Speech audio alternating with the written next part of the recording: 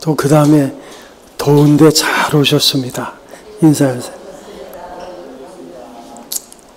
우리가 실제로 우리가 교회 함께 다니는 성도를 하지만 이렇게 인사를 나눌 수 있는 기회는 별로 없는 것 같아요. 제가 오늘 설교를 하기 전에 한 가지 질문을 하려고 합니다. 여러분 그 질문에 분명하게 답을 하는데 마음속으로 답해 주세요. 마음속으로. 만약 지금 이 순간에 내 생이 마감이 된다면 천국에 갈 자신이 있습니까?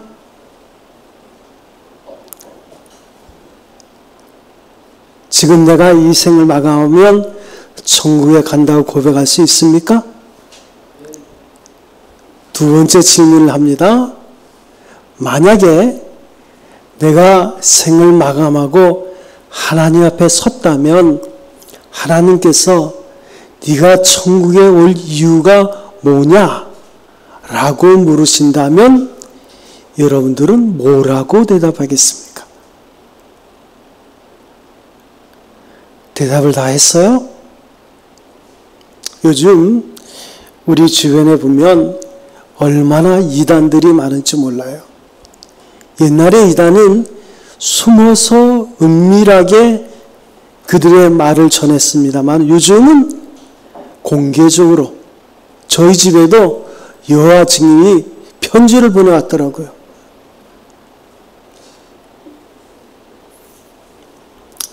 우리가 하나님 앞에 섰습니다. 오늘 네가 어떤 이유로 천국에 들어갈 수 있겠느냐 라고 물으신다면 오늘 우리는 로마서 10장 9절 이 말씀을 말씀할 수 있어요. 내가 만일 입으로 예수를 주로 시인하고 또 하나님께서 그를 죽은 자 가운데서 살리신 것을 내 마음에 믿으면 구원을 받으리라. 사람이 마음으로 믿어 의에 이르고 입이라는 것은 우리의 신앙 고백입니다. 우리의 신앙 고백으로 이 고백을 함으로 구원에 이르느니라. 그런데 문제는 무슨 고백을 하냐 이거예요. 입으로 무엇을 고백하느냐. 성경의 모든 말씀을 고백해야 되는데 성경은 한 가지를 우리에게 말씀하고 있습니다. 신구약 성경을 통해서 전체적인 한 가지를 말씀하고 있는데 그것이 뭐냐면 예수가 우리의 구원자다. 따르겠습니다. 예수님이 우리의 구원자이십니다. 그것을 고백하기 위해서 성경이 기록이 됐는데 그 성경의 전체적인 신앙의 핵심을 요약해서 고백하는 것이 바로 사도신경입니다. 그러니까 사도신경은 하나님 아버지가 누구신가? 예수님이 누구신가? 성령 하나님이 누구신가? 이것을 분명히 고백하는 거예요. 이단들에게는 사도신경 고백이 없습니다. 그건 당연한 거죠. 왜냐하면 우리가 사도신경을 고백할 때 그 첫 번째 고백이 있습니다. 그 첫 번째 고백은 하나님 아버지를 누구라고 고백하느냐 그 고백인데 우리 따라하겠습니다. 나는 전능하신 아버지 하나님 천지의 창조주를 믿습니다. 어느 신학자가 영국에서 공부하고 와서 예배를 드리다 깜짝 놀랐대요. 왜냐하면 한국 교회 교인들은요, 주기도문을 고백할 때도 눈 감고 고백하고 사도신경을 고백할 때도 눈 감고 고백한대요. 다시 말해서 줄줄이 다 외운다는 거예요. 근데 그분은 유명한 신학자인데 사도신경을 눈 감고 고백은 못하겠대요. 못 외우겠다는 거예요. 그런데 우리나라 사람들은, 우리나라 성도들은 얼마나 머리가 좋은지 사도신경을 눈 감고 고백해. 근데 문제는 눈 감고 고백은 하는데 내용이 뭔지 몰라. 그게 신비하다는 거예요. 눈을 감고 고백을 다 하는데 그 내용이 뭔지는 모른다는 거예요. 이게 무슨 내용이에요? 모른다는 거예요. 그러니까 주기도문이나 사도신경이 주문이 돼버린 거예요. 마치 매직처럼 주문이 돼버렸어요. 우리가 사도신경만 바르게 고백하면 이단에 빠지지 않습니다. 사도신경은 신학이에요. 우리가 신학교 4년 배우는 게 사도신경 해설이에요. 신학이 딴 거 없어요. 하나님이 누구신가? 성부 하나님이 누구신가? 또 성자 예수님이 누구신가? 기독론. 성령 하나님 누구신가? 성령론. 교회는 무엇인가? 교회론. 이거 공부하는 게 신학이에요. 우리는 그 신학을 30초 만에 고백하잖아요. 얼마나 머리가 좋아요? 내용을 몰라서 그렇지. 머리는 좋은 것 같아. 다 암송하니까. 그러니까 사도신경도 현대말로 좀 바꿨는데도 금방 암송해. 문제는 내용을 몰라서 이단에 빠지는 거예요. 그래서 우리가 오늘 이 시간에 사도신경 고백이 12번입니다. 12번 고백에서 사도신경이라 그래요. 사도가 12명이니까. 그런데 이 사도신경 고백은 AD 300년에 이미 그때부터 고백이 시작됐어요. 적어도 이것을 고백하는 자들은 정통 크리스찬이고 이것을 고백하지 못하는 자들은 이단이다 라고 차별하고 구별하는 데서 사도신경 고백이 들어왔어요. 그래서 개신교만 고백하는 것이 아니라 캐톨릭에서도 이 고백을 똑같이 합니다. 모든 교단들은 이 고백을 하는 거예요. 누구만 안 해요? 이단만 이 고백을 안 해요. 왜 이단이 이 고백을 할 수 없을까? 그것을 우리가 한번 오늘 함께 나누면서 이 고백하는데, 원래는 사도신경 고백이 12번이니까 12시간 해야 되는데 제가 30분 안에 요약을 해서 여러분과 함께 나누고자 합니다. 첫 번째 우리가 고백하는 것은 따라하겠습니다. 나는 전능하신 아버지 하나님 천지의 창조주를 믿습니다. 자, 우리가 고백하는 성부 하나님은 전능하시고 그리고 창조주가 되신 거예요. 그러니까 여기에서 이단은 깨지는 거예요. 아니, 안산홍이 하나님이라는데 안산홍이 전능자입니까? 창조자입니까? 장길자가 어머니 하나님이라는데 장길자가 창조주예요? 말도 안 되죠. 그러니까 우리는 하나님 아버지의 전능하심을 믿습니다. 우리가 신앙생활을 한다는 것은 하나님과 우리가 한 가족이 됐다는 거예요. 그래서 하나님을 아버지라 부릅니다. 어떤 아버지? 전능하신 하나님. 모든 것을 그분께서 총괄하시고 하나님께서 모든 것이 가능하다는 거예요. 우리가 주기도문 할 때 하늘에 계신 우리 아버지 고백했죠. 세상 아버지는 달라요. 세상 아버지는 문제가 많아요. 그래가지고 가정이 쑥대밭이 되고 가정이 어려움을 당하게 되고 가정의 구성원들이 시험을 당하게 되잖아요. 우리 가족들도 아버지 때문에. 그런데 문제는 하나님 아버지는 그런 아버지가 아니에요. 전능하신 아버지입니다. 모든 것을 하나님께서 계획하시고 선하고 온전히 이룬다는 거예요. 그래서 하나님께란 실패가 없습니다. 이 전능한 하나님의 자유를 읽었습니다. 하나님의 뜻에 무한한 자유, 이것이 전능이에요. 또한 그 전능성에는 우리가 감당할 수 있는 하나님의 사랑이 있습니다. 하나님의 전능과 사랑, 이것을 우리가 믿는 거예요. 그리고 그 하나님 아버지는 창조주가 되십니다. 태초에 하나님이 천지를 창조하시니라. In the beginning. 성경의 첫머리는 이렇게 시작되는 거예요. 그러니까 우리의 믿음 가장 깊은 곳에 자리 잡고 있는 신앙 고백이 천지를 창조하신 하나님이에요. 박태선이가 자기가 하나님이라고 죽었어. 박태선이가 천지 창조했습니까? 이거 하나만 봐도 우리는 얼마든지 이단으로부터 차별하고 구별될 수 있잖아요. 우리는 창조주 하나님을 고백하는 거예요. 이것이 모든 신앙을 고백하는 총괄하는 의미가 있는 거예요. 그래서 그 창조의 교리는 하나님은 역사의 주인이 되시고 역사의 목적이 하나님께 있음을 고백합니다. 이 엄숙한 고백이 있을 때 우리는 평안을 누리게 되는 거예요.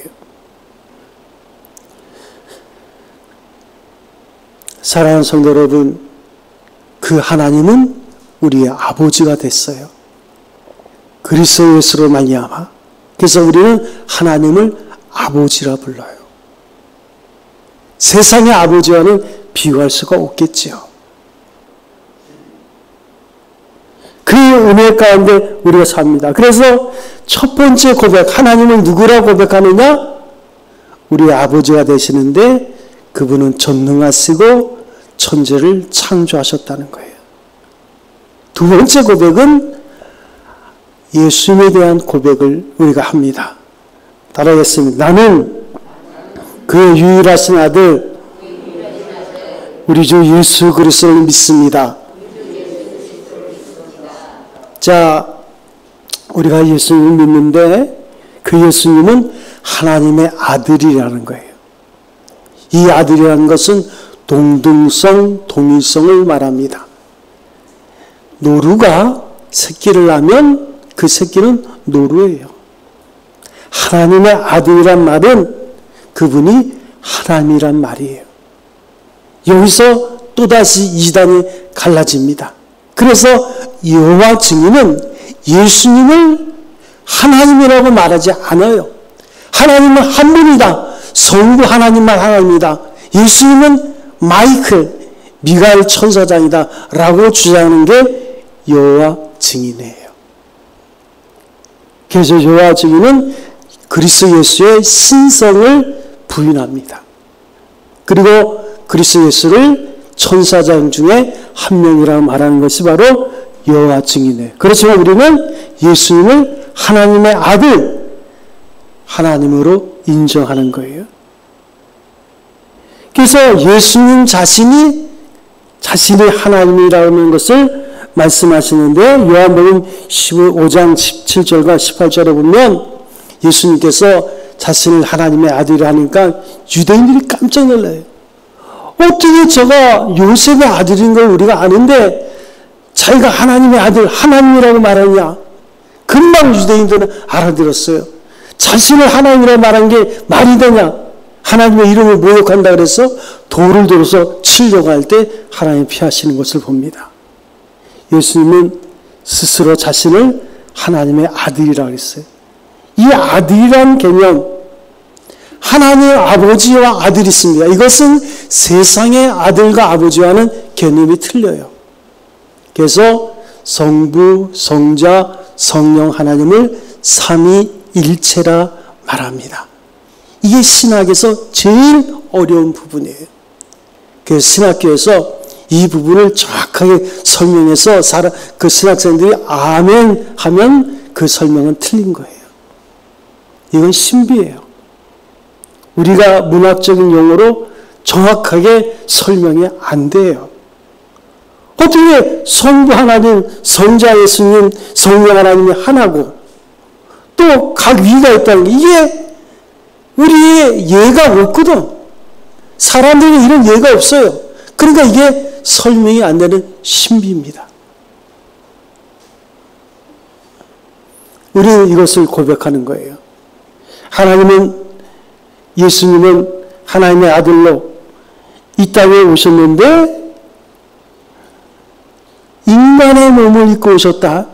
이게 또한 설명이 안 돼요. 하나님께서 그리스도 안에 오셨고 우리를 위해서 고난을 당하셨는데 예수님께서 하나님 되시는 믿을 때 비로소 그리스도 나와의 생명적 관계가 이루어집니다. 그런데 그 예수님은 우리 주 그리스도예요. 예수라는 말은 인간의 몸을 입고 하나님이 이 땅에 오셨을 때 주어진 사람의 이름이에요. 요셉의 아들 예수. 그러니까 예수라는 이름의 뜻은 저희를 죄에서 구원할 자이심이라 라는 이름을 가지고 있어요. 이것을 도무지 풀지 못해가지고 예수님의 인성을 부인한 사람들이 그노시스라는 이단입니다. 그러니까 그들은 예수님이 어떻게 하나님을 위해서 인간을 될 수 있느냐? 나 이건 못 풀겠다. 어떻게 인간이 돼? 근데 분명히 성경은 예수님이 하나님을 위해서 인간이셨다는 거예요. 그것은 우리의 구원을 위한 하나님의 놀라운 계획입니다. 그 예수님은 우리 주 예수 그리스도예요. 나 하나만 잘 믿는다고 특별히 고백하는 것이 아니라 우리 모두의 신앙 고백이 되는 거예요. 그래서 예수님은 우리의 주가 되셨는데, 자, 주라는 말은요, 주인이 된다는 말이에요. 어떻게 예수님이 우리의 주인이 됐을까? 거기에는요, 그리스도 예수의 십자가의 은혜가 있어요. 예수님이 인간의 몸을 입고 이 땅에 오셔서 죄 없는 인간의 모습으로 우리의 죄값을 지불한 것이 바로 십자가예요. 그의 죽음으로 우리의 죄값을 지불하셨습니다. 그래서 욕심이 인자한 즉 죄를 낳고 죄가 장성한 즉 사망을 낳느니라. 우리의 죄 문제는 우리 힘으로 해결할 수 없는 게, 죄는 죽음과 연결되어 있어요. 그 죽음을 대세해서 치르신 것이 십자가예요. 그러기 위해서 예수님은 죄 없는 인간의 몸으로 이 땅에 오셨어야 돼요. 그리고 우리의 죄값을 핏값으로 지불하셔서 사셔서 우리의 주가 되셨어요. 그래서 우리는 예수님을 주인이라고 고백합니다. 그렇지만 예수님은 우리를 종으로 삼지 아니하시고 우리를 그의 자녀라 말씀하십니다. 이 구속이란 말과 구원이란 말이 함께 쓰이는데, 구속이란 말은 돈을 주고 산 거예요. 노예가 노예시장에서 상품으로 나왔어요. 돈 주고 사는 게 구속이에요. 값을 지불하는 거죠. 우리가 죄인의 죄값이 있었어요. 그런데 그 죄값을 핏값으로 사신 것이 바로 예수 그리스도의 구원이에요. 그래서 우리는 십자가상에서 예수님이 피 흘리심으로 핏값으로 우리의 죄값이 치러지고, 그분께서 피 흘리시고 완전히 죽으심으로 죄값을 지불하시고 부활하심으로 우리의 주가 되시고 우리를 사셔서 우리는 예수를 주라, 그리고 그리스도라 그렇게 부릅니다. 이 그리스도란 말은 어떤 의미일까요? 그리스도란 말은 헬라어로 크리스토고 히브리어는 메시아란 뜻입니다. 그리고 실제적으로는 붙는다. 구약 성경에 보면 예수님을 상징하는 택한 사람들에게는 성령의 기름 부음이 있었어요. 실제로는 올리브유를 붓지만 올리브유는 성령을 상징하거든요. 붙는다, 그런 의미가 있어요. 그래서 그리스도란 말은 헬라어고 히브리어는 메시아입니다. 우리가 캐톨릭에서 미사라는 말을 쓰는데 그러니까 비슷한 말이죠. 그래서 우리의 구원자가 됐어요. 그러니까 예수님은 누구시냐? 우리의 주가 되시고, 그리고 그리스도가 되셔서 우리를 구원하신 거예요. 그러면 예수님이 어떻게 하나님이신데 인간의 몸을 입고 이 땅에 오실 수 있을까? 더군다나 죄 없는 인간의 몸을, 그것을 설명하는 것이 그 다음입니다. 알겠습니다. 그는 여기서 예수님이죠. 그는 성령으로 잉태되어 동정녀 마리아에게서 나시고, 자, 예수님은 죄 없는 인간의 모습으로 오시기 위해서 동정녀, 처녀의 몸에서 잉태되었어요. 그것이 이사야 53장에 예언이 됐는데 구약 신학자들이 이게 설명이 안 되는 거예요. 어떻게 처녀가 아이를 낳을 수 있느냐? 마리아와 요셉이 서로 결혼하기로 약속을 했습니다. 그런데 어느 날 천사 가브리엘이 그에게 나타나서 네가 내년 이맘때에 아들을 낳을 것이다. 마리아는 깜짝 놀라죠. 내가 남자를 알지 못하는데 어떻게 처녀가 아들을 낳을 수 있습니까? 그때 성령으로 잉태된 것이 나타날 것이다. 유대 사회에서는 처녀가 아이를 임신한다는 이건 수지주의 수지죠. 그래서 마리아가 임신했어요. 이 소식을 누가 들었을까요? 요셉이 들었어요. 마태복음에 보면 요셉이 가만히 들어보니까 자기가 약혼한 마리아가 임신했다는 거예요. 아니, 함께 잠자리도 하지 않았는데 어떻게 임신했나? 그래서 요셉은 의로운 사람이라 내가 여자를 잘못 봤나 보다. 가만히 끊고자 했다 그랬어요. 그런데 천사가 나타나서 내 아내 마리아 데려오기를 두려워 말라. 그이가 아들을 낳을 것인데 그 이름을 예수라 하리라. 예수는 저희를 죄에서 구원할 자이심이라. 그러니까 마리아와 요셉은 알았어요. 성령으로 마리아가 잉태된 것을. 그리고 요셉과 마리아는 이제 계획한 대로 결혼을 하게 됩니다. 거기서 탄생한 것이 그리스도 예수예요. 그러니까 예수님은 성령으로 잉태되어서 죄 없는 인간의 몸으로 이 땅에 오셔서 우리의 죄값을 대신 지불하는 거예요. 이거는요, 신비입니다. 아직까지 그런 예는 없어요. 혹은 어떤 분은 그런 얘기, 저도 청년 때 이것 때문에 굉장히 의심을 많이 했어요. 그런데 보니까 이런 건 있더라고요. 양수류에서 그 개구리가 수컷이 없이 암컷이 스스로 알을 낳습니다. 그걸 동정생식이라 그래요. 그런 예는 있더라고요. 그러나 처녀가 잉태한다는 건 말이 안 되잖아요. 거기에 우리는 하나님의 깊은 사랑을 알게 되는 거예요.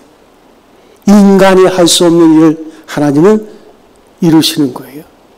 성령으로 마리아가 예수님을 잉태하고 죄 없는 그리스도 예수가 출생합니다. 그래서 예수 그리스도가 인간과 또 하나님의 인성과 그 신성을 같이 가졌다. 그걸 이해 못한 사람이 문선명이에요. 그래서 문선명은 이건 말도 안 된다. 내가 재림 예수다. 그렇게 인정해서 통일교가 이루어지는 거예요. 그러나 중요한 것이 있습니다. 우리는 성경이 말씀하는 대로 가고 성경이 멈추는 그 고백이 있어야 돼요. 여기에 이의를 제기한다는 게 문제가 되는 거예요.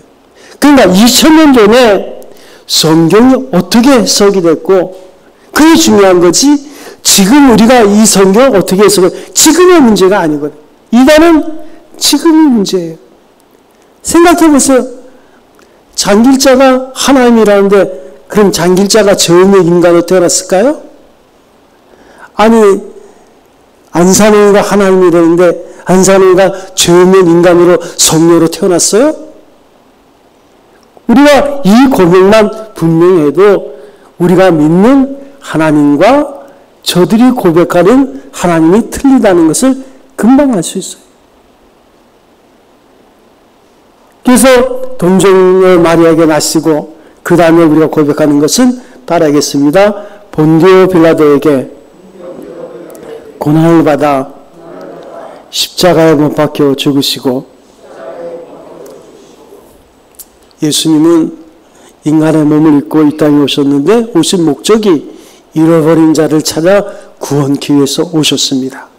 그래서 예수님은 그 십자가를 질 때 능정적인 고난을 당하시는 거예요. 빌라도가 예수님을 십자가에 이제 처할 때 자기 자신도 모순이라는 걸 발견했어요. 왜냐하면 아무리 봐도 예수님에게는 죄 문제가 없거든요. 잘못한 일이 없거든요. 그래서 예수님이 뭔가 변명을 하기를 원하는데 예수님은 아무런 말씀하시지 않습니다. 오히려 십자가를 지기 전에 겟세마네 동산에 기도에 올라갈 때도 찬미하며 올라갔더라.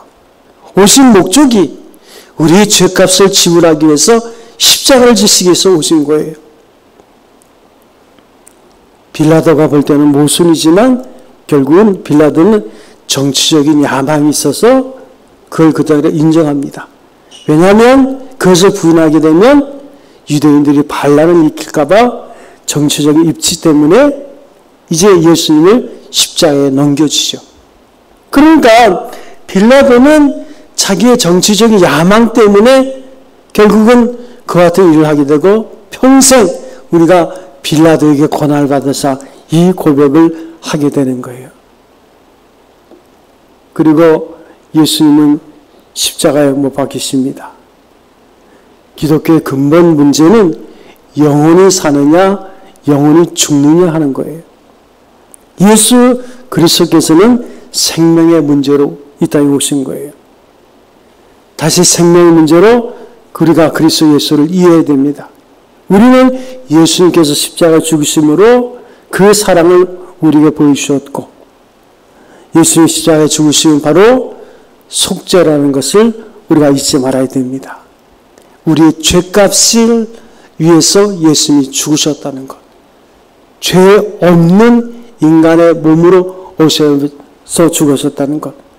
어떤 때는요, 부활절 전에 고난주간이 되면 어떤 분들이 나도 예수님처럼 십자가에 못 박히겠다고 그런 고통을 경험이 안 되죠. 예수님은 죄 없는 인간의 몸으로 죽으신 거예요. 우리는 아무리 해도 다 죄값을 치를 수밖에 없는 연약한 죄인인 거예요.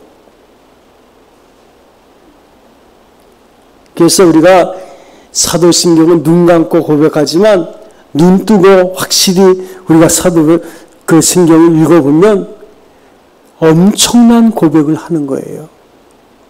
이거 보통 고백이 아니에요. 이런 신비를 어떻게 고백합니까?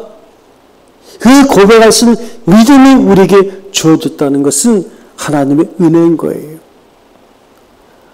또한 우리의 고백이 있습니다. 장사된 지, 따라하겠습니다. 장사된 지 사흘 만에 죽은 자 가운데서 다시 살아나셨으며,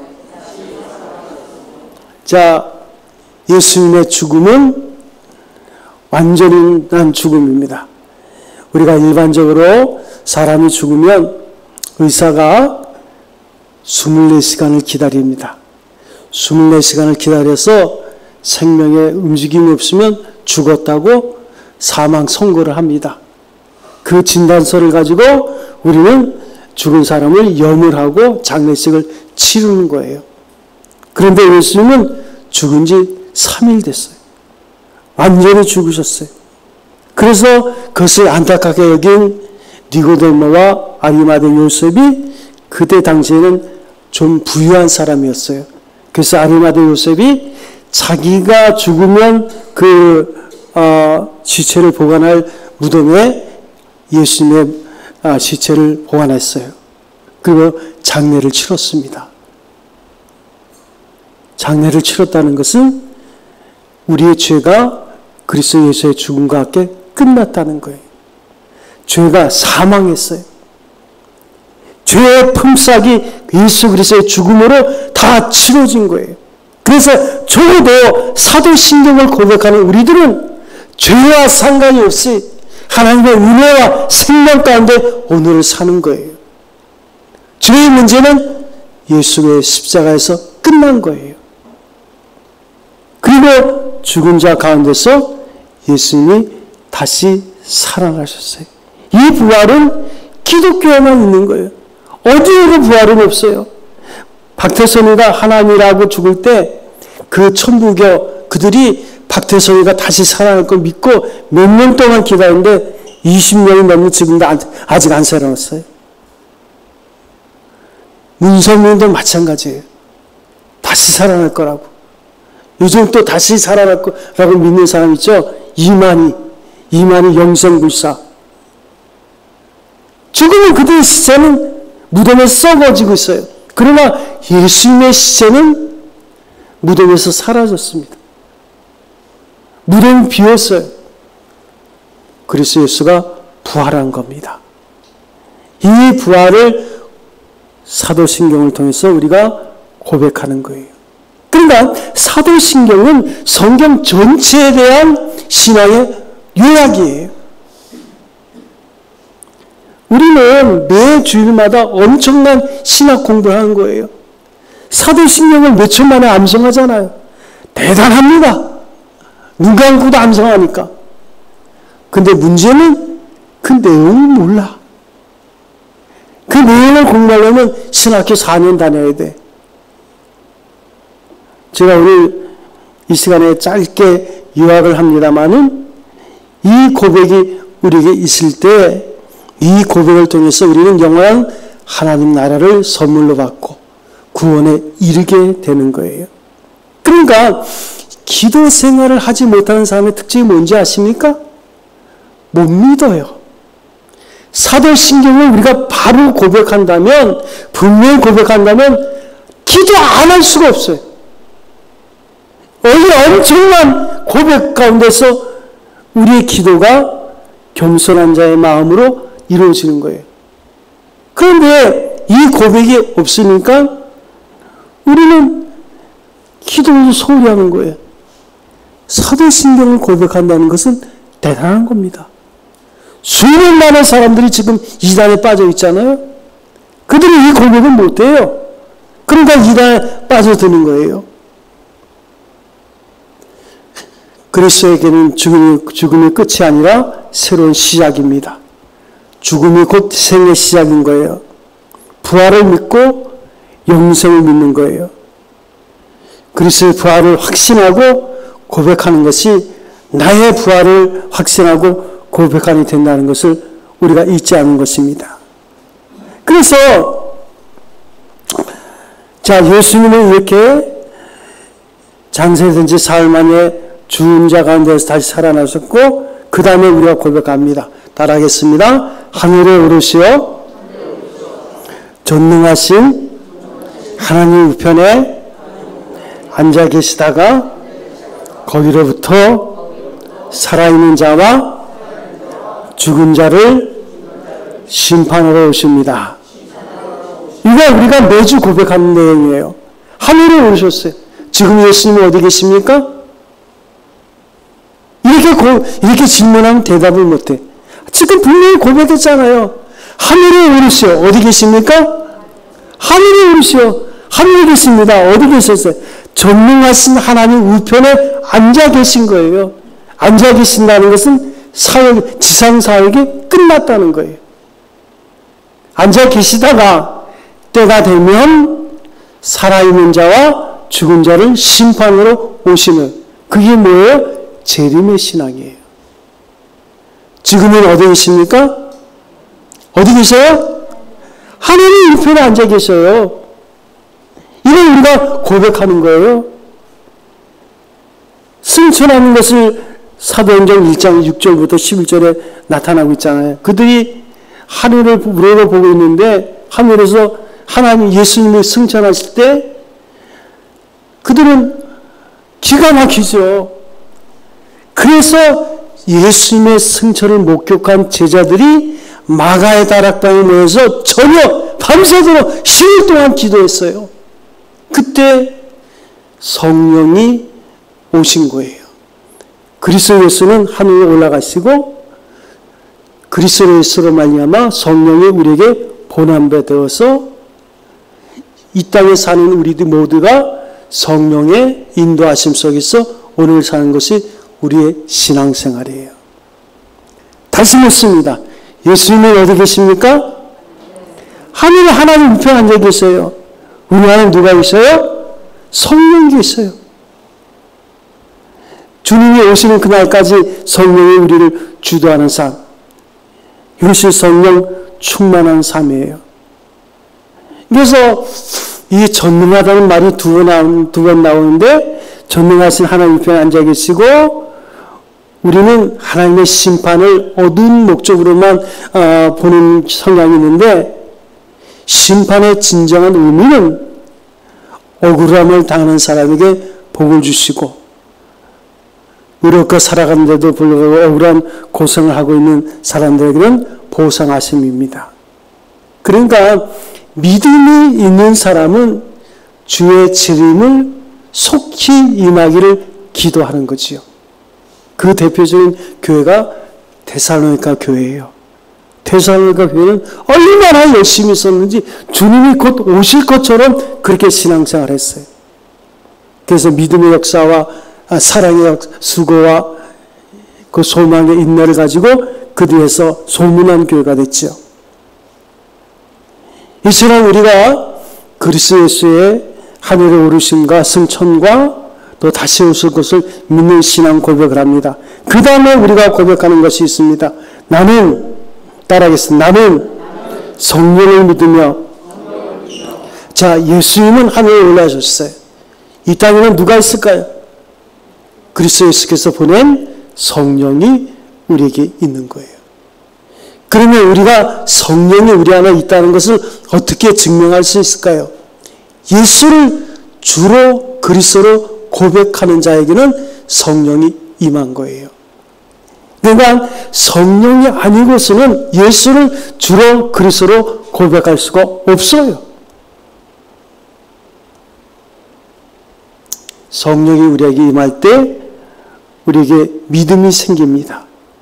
그래서 그리스도를 주로 고백하고 마침내 내 안에 새로운 생명이 태어나게 되는 거예요.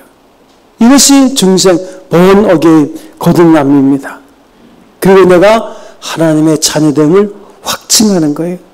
성령은 우리가 하나님과 하나님의 자녀된 관계에서 이웃관계를 가질 수 있게 하고 서로 사랑을 나눌 수 있도록 인도하십니다. 성령은 인격을 가지셨어요.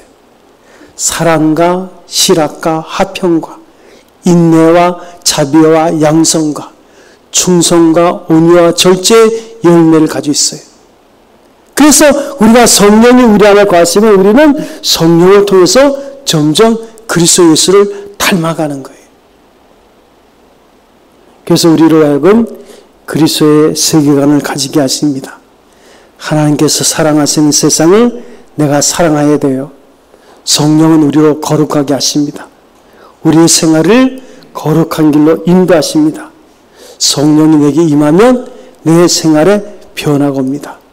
그러면 한 가지 질문합니다. 어떻게 우리가 성령 충만할 수 있을까요? 어떻게? 성령 충만은 말씀과 기도 생활을 통해서 성령 충만하게 되는 거예요.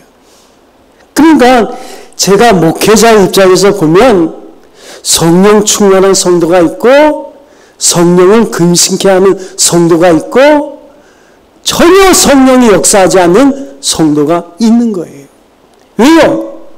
하나님의 말씀을 영혼의 양식으로 삼지 않고 일용할 양식으로 매일 먹지 않고 늘 하나님과 소통하는 하나님과 기도의 성령이 충만한 기도 생활이 없는 자들에게는 그 안에 있는 성령이 근심해요. 역사를 안 해요. 그러니까 교회는 나와도 삶의 변화는 없어요. 사랑할 줄도 모르고 착한 일 할 줄도 모르고 복음 전할 줄도 몰라요. 왜요? 성령이 우리 안에서 역사를 못하니까. 내 소신대로 사는 거예요. 내 주도적으로 사는 거예요. 내 경험적으로 사는 거예요. 그러니까 과거의 구원의 경험이 있지만 현재는 저가 구원받았는지 안 받았는지 몰라요. 그림으로 그려보면 애굽에서는 나왔어요. 광야에서 맨날 불평과 원망하는 거예요. 그러니까 가나안 땅에 들어갈지 안 들어갈지도 몰라 지금. 미래의 가나안 땅에까지 들어가는 것이 구원의 완성인데 지금 애굽에서 나오긴 나왔는데 광야 생활에서도 맨날 불평과 원망하다가 광야에서 다 죽은 이스라엘 전 세대처럼 사는 거예요.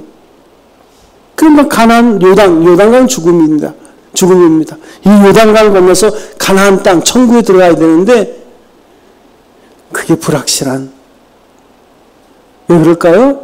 신앙의 고백이 확실치 않기 때문에. 에베소 5장 16절부터 18절에 보면 세월을 아끼라.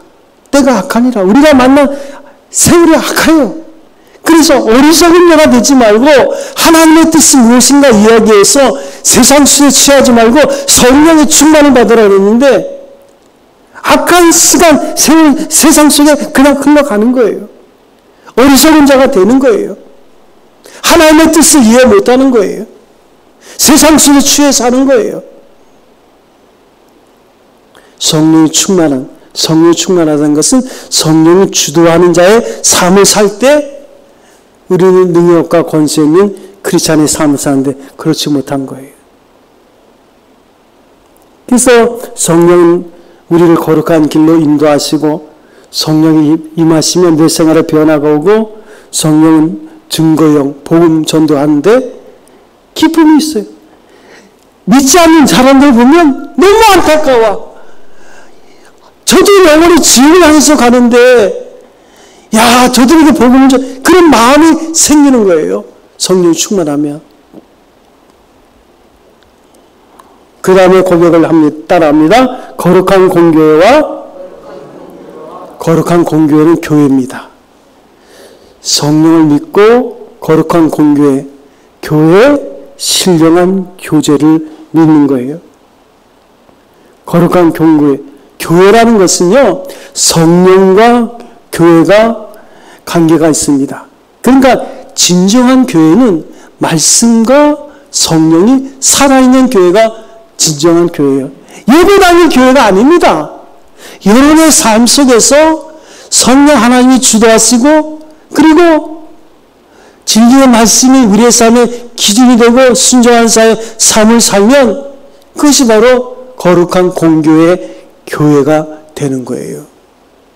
그러니까 교회는 나오는데 교회가 아닌 사람이 있는 거예요. 죄송한 말씀이지만 왜 그럴까요? 진리의 말씀이 무시를 당하고 하나님과 교통하는 기도의 생활이 끊어진 사람은 말씀드립니다. 그분은 교회가 아닙니다. 미래의 구원에 대해서 저는 확신할 수 없습니다. 내가 지금 죽어도 하나님 나라 갈 수 있다고 과연 고백할 수 있을까? 내가 무슨 이유로 하나님 나라 갈 수 있다고 고백할 수 있겠는가?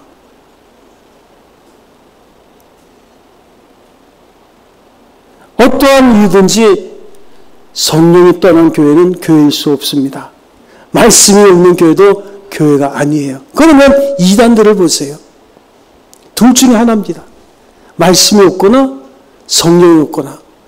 그러니까 그들은 교회가 아니에요. 그냥 사이비 집단입니다. 무지한 사람들이 모이는 집단에 불과한 거예요. 그런 집단일수록 헌금을 엄청 강조합니다. 집회 모일 때마다 헌금해요. 근데 정신없는 사람들은 거기 가서 성령 춤이란 게 어디 있어요? 성령이 누군가를 알면 그건 거짓말이라는 걸 금방 알아요. 성령은 인격입니다. 사랑과 실학과 화평과 인내와 자비와 양선과 충성과 온유와 절제의 성품이에요. 성령 하나님 막 춤추고 난리 칩니까? 그게 성령 춤입니까? 금방 구별이 되는 거예요. 근데 거기에 빠진 사람들이 있는 거예요. 왜요? 그 마음의 스트레스, 세상 속에서 그런 모든 부분들을 그 순간만큼은 막 찬송이란 가사를 통해서 풀어헤치지만 그건 성령이 아닙니다. 가짜입니다. 또한 우리가 고백하는 것이 있습니다. 성도의 교제와, 따라하겠습니다. 성도의 교제와. 자, 우리가 성령을 믿고 거룩한 교회와 성도의 교제가 이루어지는 것. 그러니까 교회에서의 교제는 신령한 교제예요. 사업상의 교제나 인간적인 친교가 아니라 신령한 교제이기 때문에 이것을 성도의 교제라고 합니다. 세상의 어떤 교제와는 다른 거예요. 근본적으로 다른 거예요. 어떤 고백입니까? 하나님을 누구라고 고백하느냐? 예수님을 누구라고 고백하느냐? 성령을 누구라고 고백하느냐? 그분들이 신앙을 가지고 교제를 나누니까 그 교제는 세상 교제와는 달라요. 그리고 우리가 마지막 부분에 이제 고백이 따라하겠습니다. 죄를 용서받는 것과 우리 신앙 고백 가운데 가장 중요한 것은 고백은 죄 사함을 받는 거예요. 그러니까 이 죄 사함이라는 것은 심리적이나 망각이나 자기 발견이나 자기 극복, 의지로 죄 사함 받는 게 아니에요. 욕심이 잉태한 즉 죄를 낳고 죄가 장성한 즉 사망을 낳느니라. 죄는요 죽음과 연결되어 있어요. 그러니까 죽음의 문제를 해결하지 않으면 죄의 문제가 해결할 데가 없어요.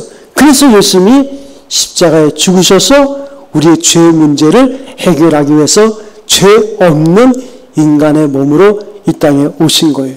오직 하나님만이 죄를 사해 주실 수 있고 하나님께서 살려주셔야만 그 문제가 해결되는 거예요. 우리의 마지막 고백 따라하겠어. 몸의 부활과 영생을 믿습니다. 아멘. 부활은 예수님이 첫 번째 부활이고 우리가 이런 신앙 고백에서 믿음을 가지고 구원받은 자는 예수님처럼 부활의 몸을 입게 됩니다. 이거는 기독교만이 가지고 있는 거예요. 아무도 부활에 대해서 얘기했지만 부활하지 않았어요. 박태순도 부활한다 그랬다가 시체가 썩어지고 있습니다. 문서부인도 부활한다 그랬다가 그 시체가 썩어지고 있어요. 다 그 시체는 썩어서 흙으로 돌아갔어요. 그리스도 예수 안에 온전한 신앙을 고백하는 자만이 부활의 생명을 갖게 되는 거예요.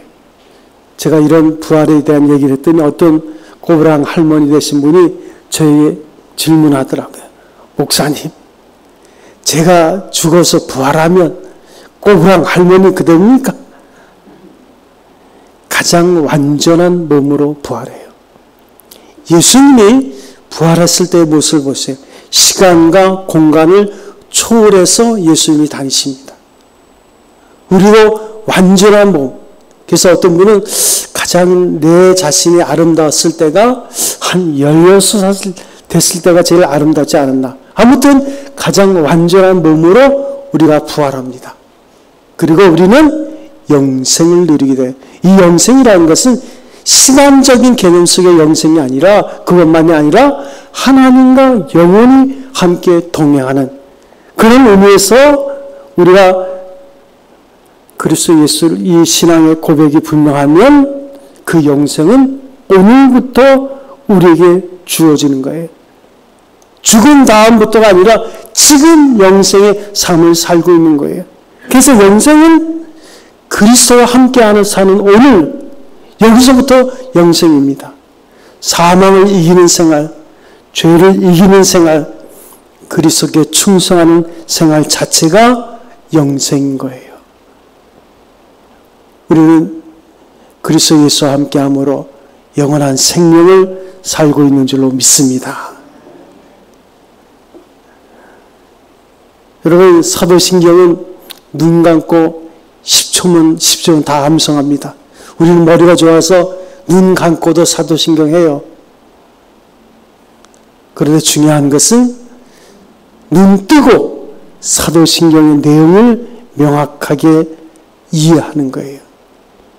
그 이해가, 그 생각이 분명하면 그 사람의 삶 속에는 능력이 나타납니다. 하나님의 권세가 임하게 되는 거예요. 우리가 바른 신앙 고백, 이 고백을 통해서 능력 있는, 권세 있는 영원한 생을 사는 성도 여러분 되시기를 주님의 이름으로 축원드립니다. 우리 191장, 생명찬송가 191장